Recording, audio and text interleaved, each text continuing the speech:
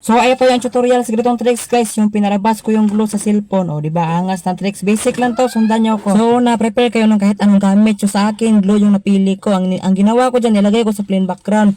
Tapos, pinicturan ko yan. Pag pinicturan nyo na yan, pag mapicturan nyo na, kunin nyo agad yung glue kasi magkuha rin tayo ng background. Picturan nyo rin yung ng background na yan. Tapos, yung picture na yun, nilagay ko sa pangalawang device ko. So ito na yung pangalawang device ko.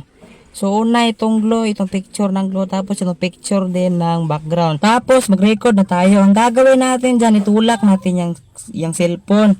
Ganito lang pagtulak ko. Pagtulak natin dyan, palitan natin yung picture, palitan natin yung background. Tapos, yung glue, ilagay nyo sa harap. Tapos, itulak ulit natin. Pagtulak natin, ganun lang gagawin natin. Tapos, i-edit na tayo. Open na natin yung CapCut.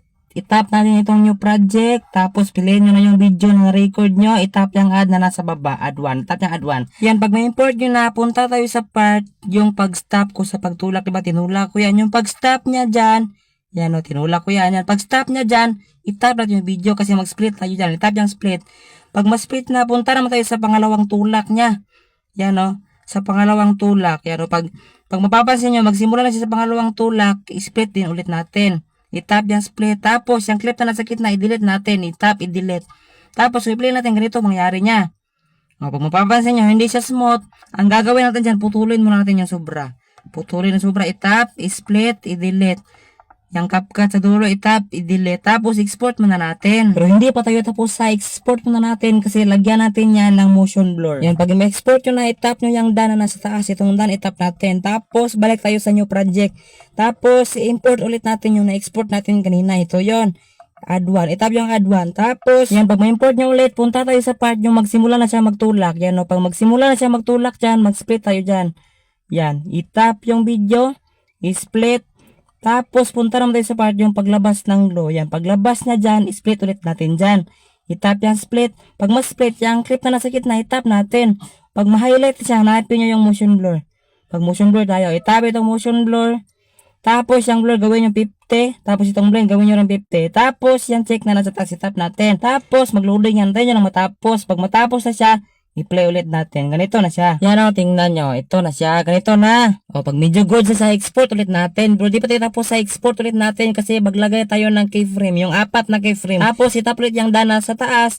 Tapos, gano'n ulit. Balik sa new project. I-import ulit yung na-export natin kanina. Ito yon. Pag ma-import nyo na, maglagay tayo ng 4 na keyframe. So, para malagyan, itap natin yung video. Pag matap yung video, itap yung diamond na nasa taas kasi yan yung keyframe. O, mayroon na tayong isa. Tapos, punta naman tayo sa part nyo. Magsimula na siya magtulak kasi mag-keyframe na tayo dyan. Pag magsimula na siya magtulak, keyframe ulit. O, dalawa na. Punta naman tayo sa part yung paglabas ng glue. Paglabas ng glue, keyframe ulit para 3 na.